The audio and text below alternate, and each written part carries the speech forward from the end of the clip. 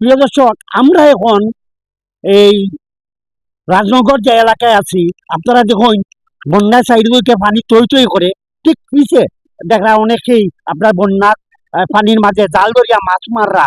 তো একটা বিষয় আমি এই জায়গাতে ইয়া দেখলাম যে এই এলাকার মানুষ খুব কষ্ট করে। আমরা আসলে অনেক জায়গাতে আমরা যাইতাম পারছি না, তারপরে যাইতাম পারলাম না, এখানে নৌকা নাই, যাওয়ার কোনো ব্যবস্থা নাই। আমরা রাস্তায় রাস্তায় খান্ডা তাইয়া যা ভিডিও করতাম পারছি।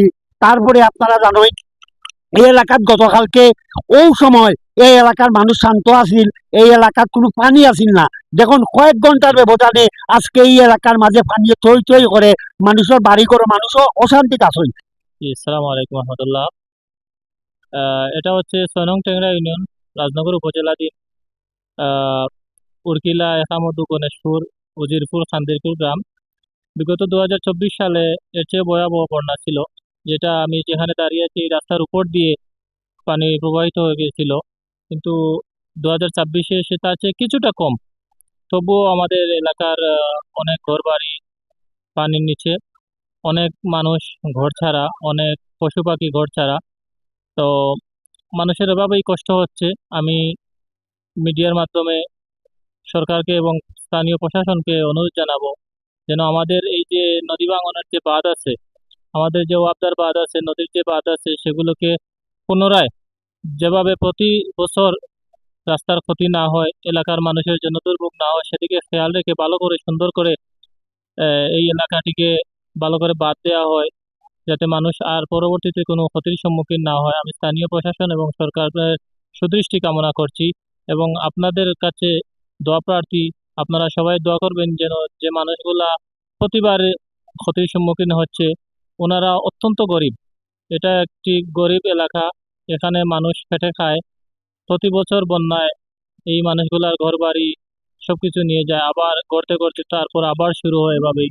তাই আমি সবার দৃষ্টি আকর্ষণ করব আপনাদের মাধ্যমে যেন সরকারের সুদৃষ্টি এই এলাকার দিকে দেওয়া হয়। বিশেষ করে আমি আমাদের টিএনও সাহেব, এসডিএম সাহেব, তারপরে প্রশাসন বা বর্তমান সরকার, বিএনপি অনেক নেতৃবৃন্দ আছেন, সবরে অনুরোধ করবো যে আমাদের এই টেংরা ইউনিয়নের একামদু, কুনাগাঁও, আদিনাবাদ, তারপরে গণেশপুর, কান্দিরকুল, উরকিলা, বিশেষ করে এরা অনেক মানুষ কখনো ঘর বন্দি রয়ে গেছে।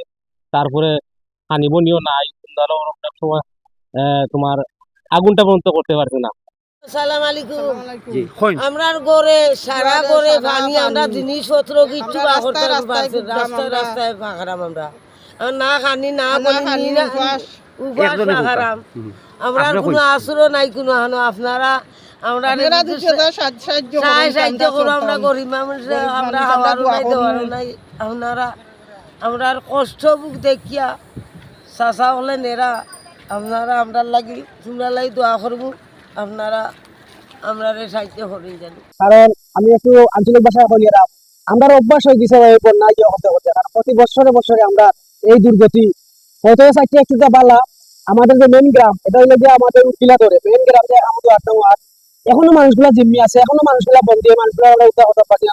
নৌকার ক্রাইসিস, বিদ্যুতের ক্রাইসিস,